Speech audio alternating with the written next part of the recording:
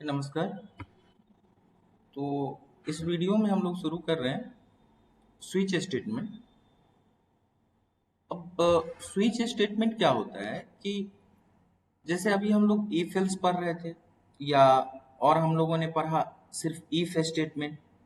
तो if statement में अगर आपको एक ही चीज के ऊपर कंडीशन लगाना है, सपोज मान लीजिए 5, 6 या 7, 8 इस तरह से कुछ कंडीशन लगाना है, तो उस सिचुएशन में क्या होगा, आपको बहुत बार इफ लिखना पड़ेगा, साथ ही साथ बहुत बार कंडीशन लिखना पड़ेगा।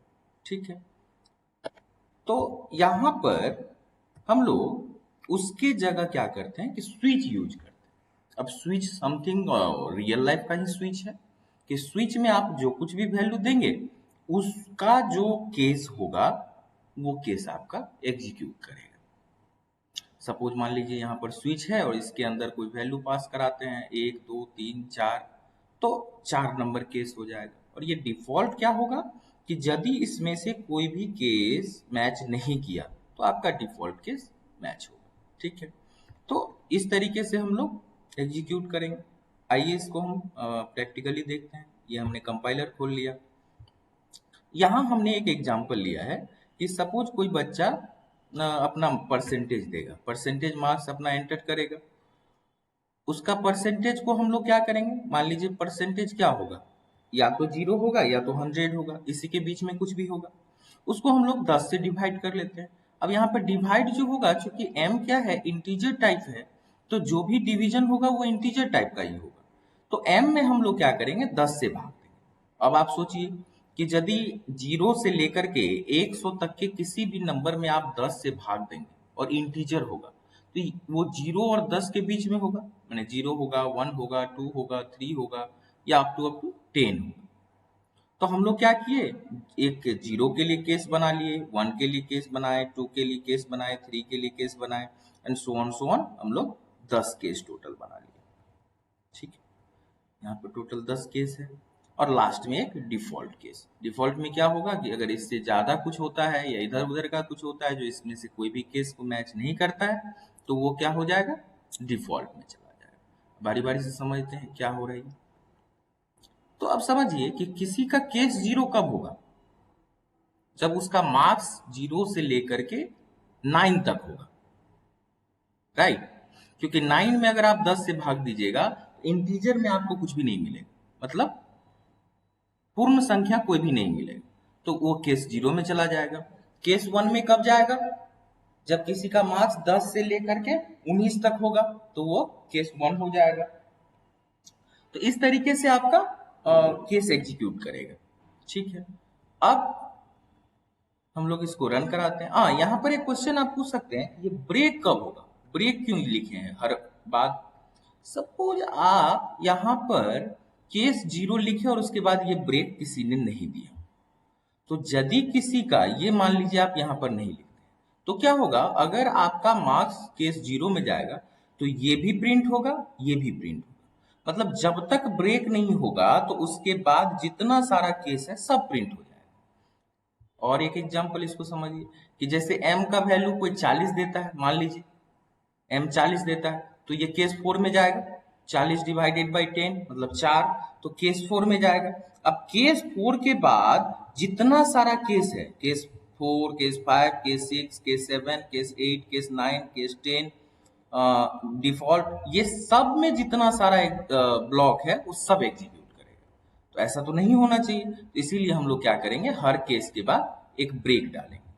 क्लियर है। अब हम इसको आपको रन करा के दिखाते हैं। एग्जीक्यूट में जाना है, रन करना है, बोल रहा है एंटर योर मार्क्स, तो यहाँ पर अपना मार्क्स दीजिए। सपोज मान लीजिए किसी ने 45 दिया, तो देखिए क्या बोल रहा है, बिटवीन 40 टू 50। आपका मार्क्स जो है वो 40 से 50 के बीच में है। ठीक है, अब अगर कोई आदमी, फिर से एक बार इसको रन कीजिए, कोई मान लीजिए अपना मार्क्स दे देता है 111, तो क्या हो जाएगा, ये इसका जो 10 से डिवाइड करेगा तो ये 11 हो जाएगा, जो कोई केस में नहीं है, तो वो डिफॉल्ट केस एग्जीक्यूट हो जाएगा, वहां पर रॉन्ग वैल्यू प्रिंट कर देगा। सिमिलरली अगर कोई एक बार और रन कीजिए, अगर कोई अपना मार्क्स दे देता है 67, तो ये केस 6 एग्जीक्यूट करेगा। तो इस तरीके से आप इफ एल्स की जगह ये भी यूज कर सकते हैं। ठीक है, तो ये था आपका स्विच केस का। अब यहाँ और भी कुछ चीजें हैं, वो भी मैं आपको बताता हूँ कि सपोज आपको लगता है कि केस 0, केस 1, केस 2, केस 3 ये तीनों हमारा एक ही बात लिखना है हमको, माने हर में हम अलग अलग नहीं लिखना चाहते। तो उसके लिए आप क्या करेंगे, केस 0 में कुछ भी नहीं लिखिए, उसके बाद आप केस 1 कर लीजिए, फिर उसके बाद केस 1 में भी कुछ मत लिखिए, उसके बाद केस 2 लिख लीजिए, और यहां पर आप एक मैसेज प्रिंट कीजिए। ठीक है, ये भी मैं आपको करके दिखाता हूं। एक 0, 1, 2, 3 कब होगा, 0, 1, 2 कब होगा, जब आपका 30 से मार्क्स कम रहेगा, तो ये हो जाएगा। उसके बाद आप यहाँ ब्रेक, ठीक है, उसके बाद केस 3, केस 4, ये दोनों को हम लोग एक साथ रखते हैं। तब तक मान लेते हैं कि 40% तक सेकेंड डिवीजन होता है, राइट।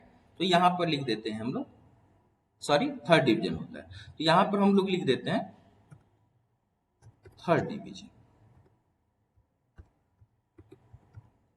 ठीक है, अब क्या करते हैं, केस 5, केस 6 को नहीं, सिर्फ केस 5, केस 5 को क्या करते हैं हम लोग कि इसको हम लोग कर देते हैं सेकेंड डिवीजन।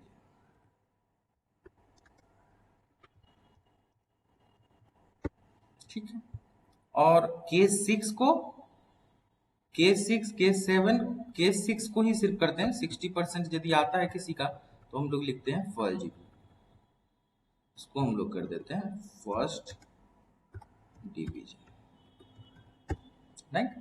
अब 7 और 8 और 9 इस सब में क्या करते हैं हम लोग लिख देते हैं, इसको हटा देते हैं,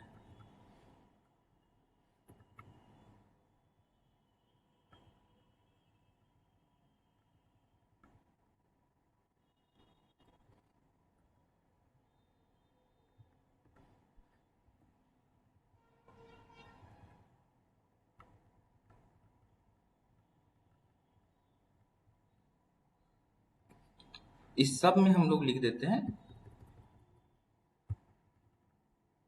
first division, first division with distinction T, suppose मान लीजिए, ये कर दी। अब इसको रन कराइए, ये भी रन करेगा, इसमें भी कोई एरर नहीं देगा।